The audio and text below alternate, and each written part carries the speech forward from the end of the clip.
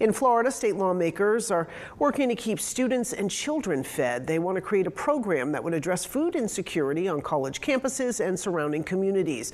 The bill will require the Commissioner of Agriculture to outline state schools that need the program. These are schools with the highest percentage of Pell Grant eligible students. And school staff see this every day. They see students who are tired, distracted, and struggling, not because they don't want to learn, but because their basic needs are not being met. Lawmakers are also pushing for a state summer EBT program and the continuation of SNAP. In other states,